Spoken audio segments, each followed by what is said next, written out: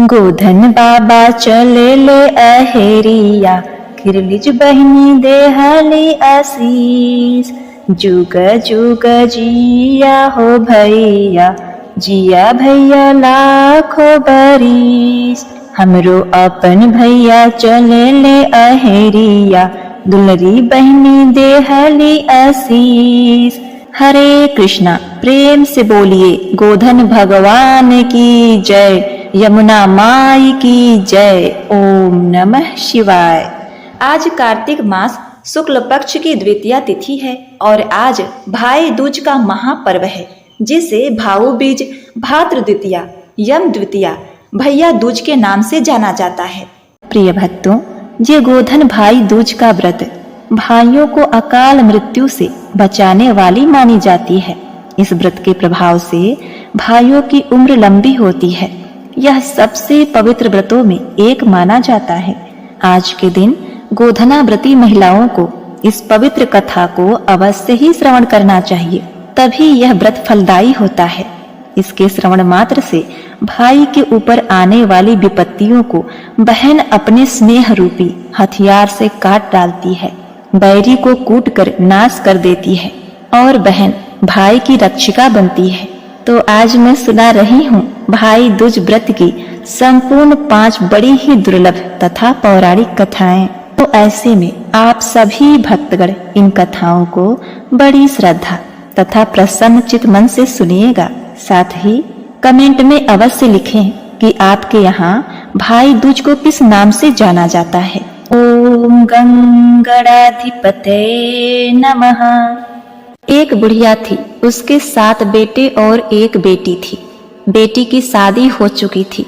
जब भी बुढ़िया के बेटों की शादी होती, फेरों के बाद एक नाग आता और उसके बेटों को डस लेता था। बेटा वही मर जाता और बहू विधवा हो जाती। इस तरह उसके 6 बेटे मर गए।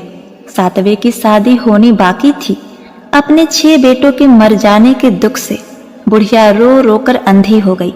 भाई दूज या भैया दूज आया तो बेटे ने माँ से कहा कि वह बहन के ससुराल दूज पर जा रहा है। माँ से आशीर्वाद लेकर वह बहन के घर चला गया। उसे रास्ते में एक सांप मिला। सांप उसे डसने को हुआ तो भाई बोला, तुम मुझे क्यों डसना चाहते हो? सांप बोला, मैं तुम्हारा काल हूँ और मुझे तुमको डसना है। भाई बोला, मेरी बहन मेरा इंतजार कर रही है। मैं जब तिलक करा के वापस लौटूंगा तब तुम मुझे डस लेना। सांप हंसने लगा, कहने लगा, भला आज तक कोई अपनी मौत के लिए लौटकर आया है जो तुम आओगे? भाई ने कहा, अगर तुम्हें यकीन नहीं है तो तुम मेरी झोले में बैठ जा। जब मैं अपनी बहन से तिलक करा कर लौटूं तब तुम मुझे डस लेना। सांप ने ऐसा ही किया।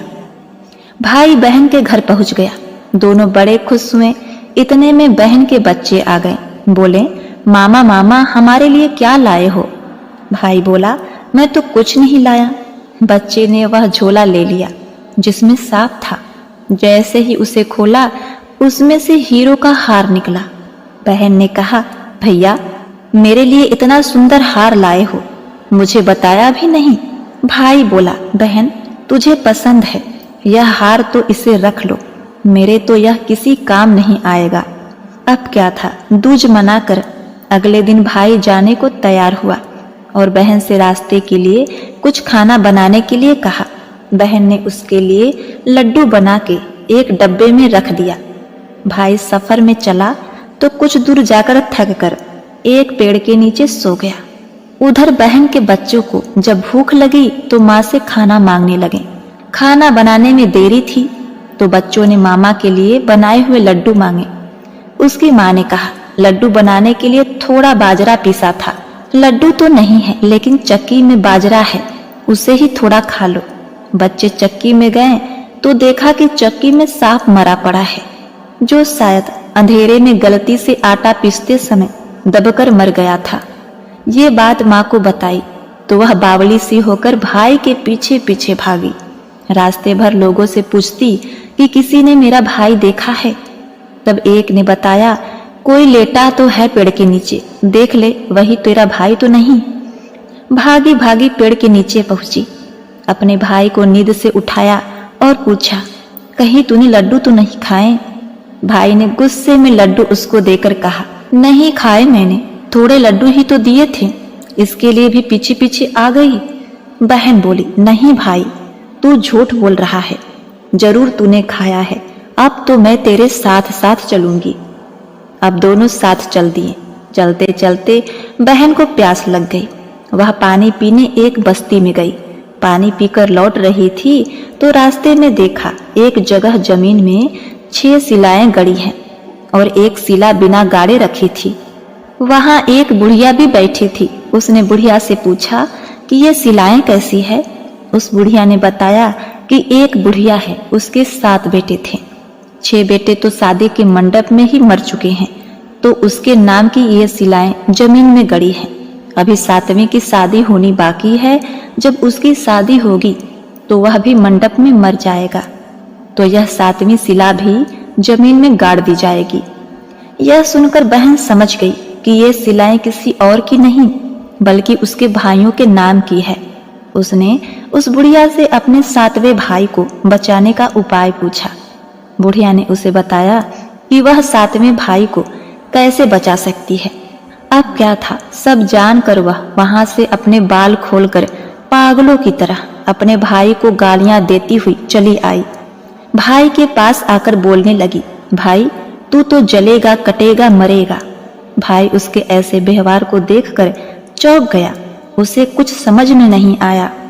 दोनों भाई बहन माँ के घर पहुंच गए। थोड़े समय बाद भाई के लिए रिश्ते आने लगे। उसकी शादी तय हो गई। जब भाई सेहरा पहनने लगा तो वह बोली, इसको क्यों सेहरा बांधा? सेहरा तो मैं पहनूंगी, ये तो जलेगा, मरेगा, कटेगा। सब लोगों ने परेशान होकर सेहरा बहन को दे दिया। बहन ने देखा उसमें कलंगी की जगह सांप का बच्चा था। बहन ने उसे निकालकर फेंक दिया। अब जब भाई घोड़ी चढ़ने लगा तो बहन फिर बोली, ये घोड़ी पर क्यों चढ़ेगा? घोड़ी पर तो मैं बैठूंगी, ये तो जलेगा, मरेगा, कटेगा। इसकी लाश को चील कौवे नोचेंगे, खाएंगे। सब लोग बहुत परेशान हो गए। घोड़ी पर भी वही चढ़ी। अब जब बारात चलने को हुई तब बहन बोली, ये क्यों दरवाजे से निकलेगा? ये तो पीछे के रास्ते से आएगा, दरवाजे से तो मैं निकलूंगी। जब वह दरवाजे के नीचे जा रही थी तो दरवाजा अचानक गिर गया। बहन ने एक ईंट उठाकर अपनी चुनरी में रख ली। दरवाजा वहीं का वहीं रुक गया। सब लोगों को बड़ा अचंभा हुआ। रास्ते में एक जगह बारात रुकी। भाई को पीपल के पेड़ के नीचे खड़ा कर दिया गया। बहन कहने लगी, ये क्यों छांव में खड़ा होगा? ये तो धूप में खड़ा होगा। छांव में तो मैं खड़ी होंगी। जैसे ही वह पेड़ के नीचे खड़ी हुई, पेड़ गिरने लगा। बहन ने एक पत्ता तोड़कर अपनी चुनरी में रख लिया। पेड़ वहीं पर रुक गया। अब तो सबको विश्वास हो गया कि ये बावली कोई जादू टोना सीखकर आई है, जो बार बार अपने भाई की रक्षा कर रही है। ऐसे करते करते फेरों का समय आ गया। जब दुल्हन आई तो उसने दुल्हन के कान में कहा, अब तक तो मैंने तेरे पति को बचा लिया, अब तू ही अपने पति को और साथ ही अपने मरे हुए जेठों को बचा सकती है। फेरों के समय एक नाग आया। वह जैसे ही दूल्हे को डसने को हुआ, दुल्हन ने उसे एक लोटे में भर के ऊपर से प्लेट से बंद कर दिया। थोड़ी देर बाद नागिन आई। दुल्हन से बोली, तू मेरा पति छोड़। दुल्हन बोली, पहले तू मेरा पति छोड़, फिर सोचूंगी। नागिन ने कहा, ठीक है, मैंने तेरा पति छोड़ा। दुल्हन बोली, 3 बार बोलकर कसम खा। नागिन ने ऐसा ही किया। दुल्हन बोली, एक मेरे पति से क्या होगा? हंसने बोलने के लिए जेठ भी तो होने चाहिए, एक जेठ भी छोड़। नागिन ने जेठ के प्राण भी लौटा दिए। फिर दुल्हन ने कहा, एक जेठ से क्या होगा, एक और जेठ छोड़। वह विदेश चला गया तो इसीलिए तीसरा जेठ भी छोड़। इस तरह एक एक करके दुल्हन ने अपने 6 जेठ जीवित करा लिए। उधर रो रही बुढ़िया का बुरा हाल था कि अब तो मेरा 7वां बेटा भी बाकी बेटों की तरह मर जाएगा। गांव वालों ने उसे बताया कि उसके 7 बेटे और बहू आ रही हैं। तो बुढ़िया बोली, अगर यह बात सच है तो मेरी आंखों की रोशनी वापस आ जाए और मेरे सीने से दूध की धार बहने लगे। ऐसा ही हुआ। अपने सारे बहू बेटों को देखकर वह बहुत ही खुश हुई। इस खुशी में सब बहन को भूल गए थे। माँ को याद आई तो वह उसे ढूंढने लगी। देखा तो वह भूसे की कोठरी में सो रही थी। सभी भाइयों को सही सलामत देखकर वह अपने घर को चली। उसके पीछे पीछे सारी लक्ष्मी भी जाने लगी। बुढ़िया ने कहा, बेटी तू एक बार पीछे मुड़कर तो देख, तू अपने साथ सारी लक्ष्मी लेकर चली जाएगी तो तेरे भाई भाभी क्या खाएंगे। तब बहन ने पीछे मुड़कर देखा और कहा, जो माँ ने अपने हाथों से दिया वह मेरे साथ चले, बाकी का धन भाई भाभी के पास रहे। प्रिय भक्तों, इस तरह एक बहन ने अपने भाई की रक्षा की। इस कथा को सुनने के बाद बहनें गोबर से बने भाई के अनिष्ट को कूटती हैं, भाई को कोसती हैं, फिर कांटा अपनी जीभ में चुभाती हैं। वहां से कुटा हुआ चना प्रसाद के रूप में लेकर आती हैं, जिसे भाई पानी के साथ निगल जाते हैं। इस तरह यह व्रत और कथा पूर्ण होती है। एक बार प्रेम से बोलिए, जय हो गोधन भगवान, जय अन्नकूट बाबा, ओम नमः शिवाय, हरि हरि। एक गांव में दो भाई और बहन रहते थे। भाई ने अपनी बहन का विवाह बहुत ही धूमधाम से कर दिया और भाई का विवाह भी हो चुका था। एक समय की बात है, धीरे धीरे कुछ समय बीता और भाई के पत्नी को एक सर्प से प्रेम हो गया। एक इच्छाधारी नाग से प्रेम करने लगी और इसी दौरान भाई के पत्नी ने उस नाग से कहा कि देखो, अगर तुम मेरे पति को डस लोगे तो उसकी मृत्यु हो जाएगी और मैं तुम्हारे साथ सुखपूर्वक रह सकूंगी। सांप ने कहा, ऐसे कैसे हो सकता है, अगर किसी ने हमें देख लिया तो। उस भाई की पत्नी ने कहा, नहीं, तुम मेरे पति का रूप धरकर मेरे पास रहना, किसी को पता नहीं चलेगा। अब क्या था, उस भाई की पत्नी ने अपने पति को मारने की योजना बना ली। एक दिन की बात है, बहन का भाई जब खेत के लिए जा रहा था तो वह जूता पहनने लगा और उसके जूते में वह सर्प आकर बैठ गया था उसे डसने के लिए। लेकिन उस भाई की नजर उस सांप पर पड़ जाती है और उस भाई ने उस सांप को मारकर फेंक दिया। अब उसी वक्त उस भाई की पत्नी पानी लेने के लिए कुएं पर गई थी। वह जब वापस आई तो उसने देखा कि सांप मरा पड़ा है। तो उसके पति ने बताया, भाग्यवान, आज तो मैं काल के मुंह में जाने से बच गया। आज मुझे सांप डसने वाला था, मेरे जूते में छिपकर बैठा था, मैंने उसे मारकर खपरेल पर फेंक दिया। अब यह सुनते ही भाई की पत्नी के हाथों से वह घड़ा गिर गया और वह चीखने चिल्लाने लगी। उसने पूछा, क्या हुआ, तुम क्यों चीख चिल्ला रही हो। उस भाई की पत्नी ने कहा, मैं तुमसे एक पहेली कहती हूँ, अगर तुम इस पहेली का जवाब नहीं दोगी तो मैं तुम्हें भाड़ में झोंक दूंगी, तुम्हारी हत्या कर दूंगी। उसके पति ने पूछा, अच्छा तो पहेली क्या है, बताओ। उस महिला ने कहा, पिया पिया करीला, पिया का तेल पसाईला, कुछ खटिया कुछ मचिया, कुछ फुप्ती कुछ दिया। अब यह सुनकर उसे इसका जवाब नहीं आता। वह सोचने लगता है, आखिर इसका उत्तर क्या है, इस पहेली का उत्तर तो मुझे नहीं आ रहा। यह सोचकर उसने कहा कि मुझे एक दिन का समय दो, मैं अपने बहन से मिलना चाहता हूँ और इस पहेली का उत्तर भी खोज कर लाऊंगा। जब इस पहेली का उत्तर मुझे मिल जाएगा, मैं अपनी बहन से मिल लूंगा, तब मैं तुम्हारे पास आ जाऊंगा। अब क्या था, वह भाई अपने बहन से मिलने चल देता है। अब उसी दौरान गोधना पूजन का दिन आता है। उसकी बहन गोधना पूजन कर रही थी और गोधना पूजन करते वक्त आयो जोड़ रही थी और उसी वक्त उसका भाई वहां पहुंच जाता है। अपनी बहन का नाम लेकर बुलाने लगता है। जल्दबाजी में न तो आयो जुट रहा था, न ही वह भाई से मिलने जा रही थी। अब इधर बहन को न आता देखकर बहन को मुझे देखकर खुशी नहीं हुई, इसीलिए मैं वापस जाता हूँ। वह वापस जाने लगा, तभी उसकी बहन जल्दी जल्दी अपना आयो जोड़कर गोधना पूजन कर कर चली आती है और अपने भैया से हाल चाल करती है, कुशल मंगल पूछती है और जल्दी जल्दी अपने पड़ोसन के घर जाती है और कहती है, जब कोई सबसे प्यारा व्यक्ति आए तो उसे क्या बनाकर खिलाना चाहिए। अब देखिए, वह पड़ोसन बहुत ही जल भुन जाती है कि वह इतनी खुश कैसे है। उसने कहा, दूध से चूल्हे को लीप दो और घी से अधन देकर उसमें चावल पका दो। अब वह बहन जल्दी से अपने घर आती है और वैसे ही करने लगती है, लेकिन उसका चावल ही नहीं पकता। भोजन में इतना देर हुए देखकर उसके भाई ने कहा, बहन हमें बहुत तेज भूख लगी है, खाना जल्दी खिला दो। उसकी बहन ने कहा कि भैया चावल तो पक ही नहीं रहे हैं। जब भाई जाकर देखता है तो देखता है कि घी में चावल पक रहा है। उसने कहा, हे भोली बहन, घी में चावल नहीं पकता, तुम पानी में चावल पकाओ और मैं भर पेट भोजन करके तृप्त हो जाऊंगा। अपने भाई की बात मानकर उसकी बहन ने ऐसा ही किया और अपने भाई को भर पेट भोजन कराया।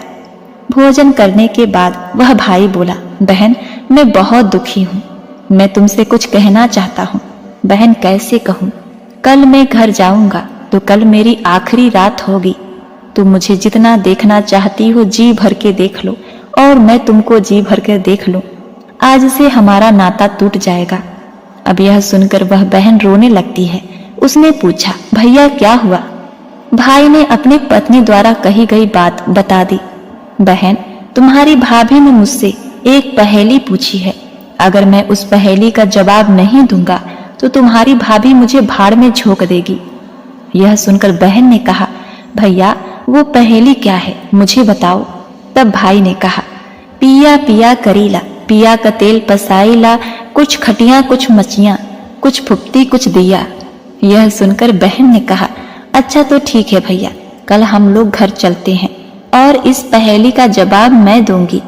वह बहन अपने भाई को लेकर घर आती है और अपने भाभी से कहती है और अपने भाभी से कहावत पूछती है।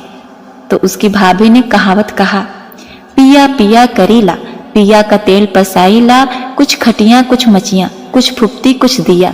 यह सुनकर बहन तुरंत दिए के तेल को पलट देती है और अपने भाभी के बालों को निचोड़ती है और भाभी के साड़ी को भी निचोड़ती है।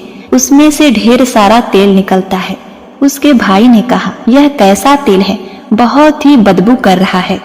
उसकी बहन ने कहा, भैया यह तेल कोई और तेल नहीं, यह एक सांप का तेल है। तुम्हारी पत्नी एक सांप से फंसी थी, उससे प्रेम करती थी, उसी सांप को तुमने मार दिया। उसी का बदला लेने के लिए इसने उस चीज को याद रखने के लिए उस सांप को पकाकर उसका तेल निकाला है। उसी से दिया बारती है, सर में लगाती है और उसी को अपने आंचल में पोंछती है और खटिया मचिया में भी लगाती है।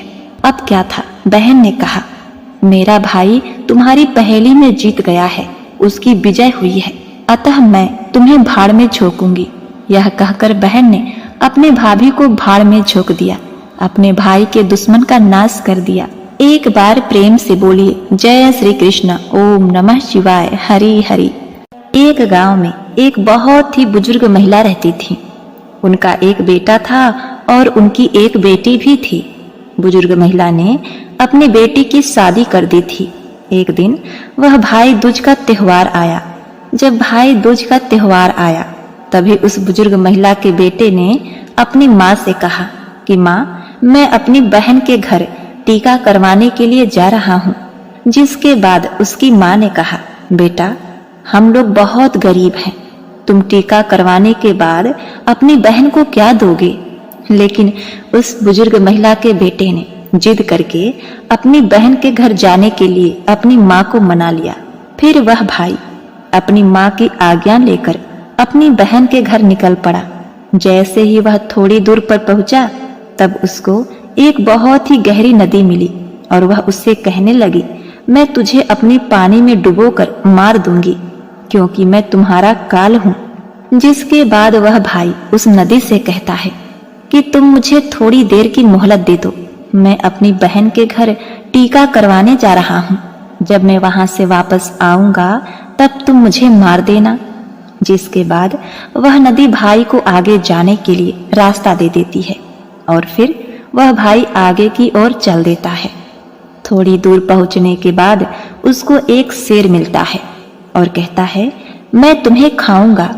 इसके बाद वह भाई शेर से कहता है, हे पशुराज, अभी नहीं, मैं अभी अपनी बहन के पास टीका करवाने जा रहा हूँ। जब मैं वापस लौट कर आऊंगा तब तुम मुझे खा लेना। फिर वह भी उस भाई को आगे जाने के लिए रास्ता देता है और फिर जब वह भाई आगे की ओर बढ़ने लगता है तो कुछ दूर पहुंचकर उसको एक सांप मिलता है और वह भी भाई से कहता है, मैं तुम्हें मार दूंगा, तुम्हें डस लूंगा। वह भाई उस सांप से भी वही कहता है कि मैं अभी अपनी बहन से टीका करवाने जा रहा हूँ। मेरी बहन ने भाई दूज का व्रत रखा है, वह गोधना कूट रही है। जब मैं लौट कर आऊंगा तब तुम मुझे मार देना। वह भाई आगे की ओर चल जाता है और थोड़े ही देर में भाई अपनी बहन के घर पहुंच जाता है। जब वह अपनी बहन के घर पहुंचता है तो घर के बाहर से आवाज लगाता है, लेकिन घर के अंदर उसकी बहन सूत काट रही होती है। सूत काटते वक्त उसका धागा टूट जाता है। और हाँ, वहां के लोगों की यह मान्यता थी कि अगर सूत काटते वक्त अगर धागा टूट जाए तो बाहर कोई भी बुला रहा हो और वह बिना आवाज करे और बिना धागा को जोड़े चली जाए तो वह व्यक्ति मर जाएगा। वह बिना आवाज किए धागा जोड़ने लगती है, लेकिन जब भाई के आवाज लगाने पर भी उसकी बहन नहीं आती तो वह वहां से जाने लगता है। उसने सोचा, शायद मेरी बहन को मेरे आने की खबर मिली है और वह मेरे आने से खुश नहीं है, इसीलिए वह घर से बाहर नहीं आ रही है। वह मायूस होकर जाने लगा। तभी उसकी बहन उस धागे को जोड़कर तुरंत अपने भाई के पास जाकर उसको रोकती है और उसको अपने घर ले आती है। अब देखिए, वह बहन अपने भाई को देखकर इतनी पागल हो चुकी थी, इतनी बावली हो चुकी थी, उसके खुशी का तो कोई ठिकाना ही नहीं था। वह बहन अपनी पड़ोस में रहने वाली महिला के पास जाती है और उससे पूछती है कि भाई दूज के दिन क्या बनाया जाता है। प्रिय भक्तों, वह पड़ोसिन उस बहन से बहुत ही जला करती थी। तब वह महिला उसको बताती है कि तुम तेल से अपने चूल्हे को लीपो और घी में चावल पकाओ। अब क्या था, वह घर जाकर पड़ोसिन के द्वारा बताई हुई चीजों को करने लगती है और तभी उसका भाई उससे कहता है, बहन मुझे बहुत जोर से भूख लगी है। लेकिन उसकी बहन पड़ोस की महिला की बातों में आकर काम कर रही होती है। जब उसका भाई रसोई में जाकर देखता है तो वह अपनी बहन से कहता है, तुम बहुत भोली हो बहन, जिसके कारण तुमको लोग पागल बना देते हैं। तुमने कभी घी में चावल पकते हुए देखा है और तेल से कभी चूल्हे को लीपते हुए देखा है? तुम गोबर से चूल्हे को लीपो और पानी में चावल को पकाओ। वह बहन अपने भाई की बात मानकर वही करती है जैसा उसका भाई करने के लिए बोलता है और वह खाना बनाकर अपने भाई को खिलाती है और थोड़ी देर बाद वह अपने भाई को टीका कर देती है। जब उसका भाई अगले दिन वापस अपने घर जाने के लिए कहता है तब उसकी बहन अपने भाई के लिए रास्ते में ले जाने के लिए तड़के सुबह भोर के 4 बजे ही उठकर चक्की में दाल को पीसती है, बेसन तैयार करती है और उस अंधेरे में बहन जैसे तैसे करके लड्डू बनाकर तैयार कर देती है और लड्डू बनाकर दे देती है कि इसको रास्ते में भूख लगे तो खा लेना, और इसमें से कुछ लड्डू अपने बच्चों के लिए भी बचा लेती है। जैसे ही उसका भाई चला जाता है और उसकी बहन के बच्चे जब खाने के लिए जिद करने लगते हैं तो वह अपने भाई के लिए बनाए हुए कुछ लड्डू जो अपने बच्चों के लिए बचा कर रखी थी वह अपने बच्चों को दे देती है। और तभी उसके बच्चों की नजर उस लड्डू में पड़ती है जो एकदम से नीले हो गए थे। जब वह रसोई में जाकर देखते हैं तो उसको पता चलता है कि उसकी माँ ने जो लड्डू बनाए हैं उसमें सांप मर चुका है और उसी से हमारी माँ ने लड्डू बनाई है। जिसके बाद वह अपनी माँ को जाकर सारी बातें बताते हैं, जिसे देखकर वह बहुत ही दुखी हो जाती है।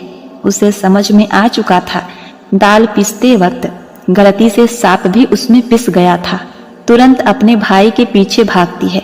रास्ते में कुछ दूर चलने के बाद उसका भाई उसको मिल जाता है। तभी उसकी बहन उससे पूछती है, भाई तूने लड्डू तो नहीं खाए ना? उसका भाई कहता है नहीं, और तभी अपने भाई को सारी बात बता देती है। लेकिन तभी उसका भाई कहता है, तुमने मेरी जान आज तो बचा ली, लेकिन तुम मेरी जान कब तक बचाओगी? और अपनी बहन को अपने साथ हुए रास्ते में सभी चीजों के बारे में बताता है। उसकी बहन अपने भाई को अकेले नहीं जाने देती और उसके साथ जाने के लिए कहती है।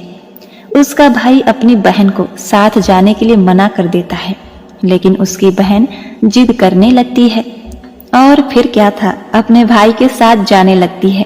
कुछ दूर चलने के बाद जब बहन को प्यास लगती है तो वह अपने भाई से कहती है, भैया मुझे पानी पीना है, बहुत जोर से प्यास लगी है। उसका भाई कहता है, यही पास में एक तालाब है, रुको मैं उस तालाब से तुम्हारे लिए जल लेकर आता हूँ। वह अपने भाई को तालाब के पास नहीं जाने देती और स्वयं ही अकेले तालाब के पास जाती है। जब वह तालाब के पास पहुंची तब उसको एक बुजुर्ग महिला मिलती है। वह बुजुर्ग महिला को तालाब के पास देख उसकी बहन उससे पूछती है, हे मैया आप कौन हैं? तब वह बुजुर्ग महिला बताती है, मैं एक भाई का इंतजार कर रही हूँ। उसकी बहन ने एक सांप को मारा है, जिसके लिए मैं उसका काल बनकर बैठी हूँ।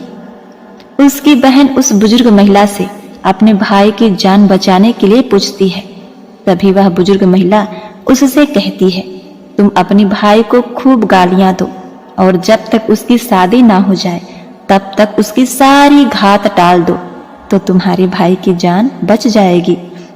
वह तुरंत वापस जाकर अपने घर से एक मांस का टुकड़ा, एक चुन्नी और एक कटोरी में थोड़ा सा दूध लेकर अपने भाई के पास आती है। चलो भैया अब हम सब चलते हैं। जैसे ही वह दोनों रास्ते में चलते हैं, थोड़ी दूर के पश्चात उनको एक वही शेर मिलता है जिसने उसके भाई को मारने के लिए पहले से रुका था। जैसे ही वह शेर उसके भाई को मारने के लिए आगे बढ़ता है, तब उसकी बहन शेर को एक मांस का टुकड़ा खाने के लिए दे देती है, जिससे शेर उस मांस के टुकड़े को खाने लगता है और वह वहां से दोनों लोग आगे चल देते हैं। अब देखिए, आगे पहुंचकर जब थोड़ी दूर पर वही सांप मिलता है तो वह सांप को अपने साथ लाई हुई एक कटोरी में दूध को सांप के आगे रख देती है, जिससे सांप दूध पीने लगता है और वह लोग आगे की ओर चल जाते हैं। आगे जब नदी के पास पहुंचते हैं तब उसकी बहन नदी को एक चुन्नी देती है, जिससे नदी प्रसन्न होकर उसको आगे जाने का रास्ता देती है और थोड़ी देर पश्चात वह लोग अपने घर पहुंच जाते हैं। घर पहुंचकर उसकी माँ अपने दोनों बच्चों को देखकर बहुत ही प्रसन्न हो जाती है, लेकिन उसकी बहन अपने भाई को गालियां देना शुरू कर देती है। यह देखकर माँ को बहुत ही आश्चर्य होता है और थोड़े दिन गुजरने के बाद जब अपने बेटे का विवाह करने लगती है, विवाह के दिन जब निकासी की बारी आती है तब उसकी बहन कहती है, पहले मेरी निकासी करो और तब मेरे भाई की, और मेरे भाई को आगे के रास्ते से नहीं पीछे के रास्ते से ले जाओ। बहन के ऐसा बोलते ही आगे का दरवाजा टूटकर गिर जाता है, जिसको देखकर सभी लोग हैरान हो जाते हैं। और फिर जब फेरों की बारी आती है तब उसकी बहन कहती है, पहले मेरे फेरे करो, उसके बाद मेरे भाई के फेरे होंगे। उसके ऐसे बोलते ही वहां पर आग लग जाती है, जिससे वह आग को बुझा देती है। और फिर जब सुहाग रात की बारी आती है तब वह कहती है कि मैं भी इन दोनों के साथ जाऊंगी। सभी लोग बीच में पर्दा डालकर उसकी बहन को भी अंदर जाने देते हैं। तभी रात में एक सांप आता है, जिसको उसकी बहन एक डब्बे में बंद कर देती है और अपने भाई की जान बचा लेती है। और सुबह होते ही वह सभी को सच बता देती है कि वह ऐसा क्यों कर रही है, जिससे सभी उसकी बहन की प्रशंसा करने लगते हैं और उसका भाई भी अपनी बहन से बहुत खुश हो जाता है। और तब उसकी बहन वापस अपने घर चली आती है। एक बार प्रेम से बोलिए, जय हो गोधना बाबा, जय यमुना माँ, ओम नमः शिवाय। प्रिय भक्तों, अब आइए सुनते हैं भैया दूज गोधना पूजा की दूसरी कथा, जिसमें माता यमुना की कथा है। सूर्य भगवान की पत्नी संज्ञा से 2 संतानें थीं, पुत्र यमराज तथा पुत्री यमुना। संज्ञा सूर्यदेव की तेज को सहन नहीं कर पाने के कारण अपने छाया मूर्ति का निर्माण कर उन्हें ही अपने पुत्र पुत्री को सौंप कर वहां से चली गईं। छाया को यम और यमुना से अत्यधिक लगाव तो नहीं था, किंतु यमुना अपने भाई यमराज से बड़ा स्नेह करती थी। यमुना अपने भाई यमराज के यहाँ प्रायः जाती और उनके सुख दुख की बातें पूछा करती तथा यमुना यमराज को अपने घर पर आने के लिए भी आमंत्रित करती हैं, किंतु व्यस्तता तथा अत्यधिक दायित्व के कारण वे उनके घर न जा पाते थे। एक बार कार्तिक शुक्ल द्वितीया को यमराज अपनी बहन यमुना के घर अचानक जा पहुंचे। बहन के घर जाते समय यमराज ने नरक में निवास करने वाले जीवों को मुक्त कर दिया। बहन यमुना ने अपने सहोदर भाई का बड़ा आदर सत्कार किया, विविध प्रकार के व्यंजन बनाकर उन्हें भोजन कराया तथा माथे पर तिलक लगाया। जब वे वहां से चलने लगे तब उन्होंने यमुना से कोई मनोवांछित वर मांगने का अनुरोध किया। यमुना ने उनके आग्रह को देखकर कहा, भैया आप मुझे वर देना चाहते हैं तो यही वर दीजिए कि आज के दिन प्रति वर्ष आप मेरे यहाँ आया करेंगे और मेरा आतिथ्य स्वीकार किया करेंगे। इसी प्रकार जो भाई अपनी बहन के घर जाकर उसका आतिथ्य स्वीकार करे तथा इस दिन जो बहन अपने भाई को टीका करके भोजन खिलाए उसे आपका भय न रहे।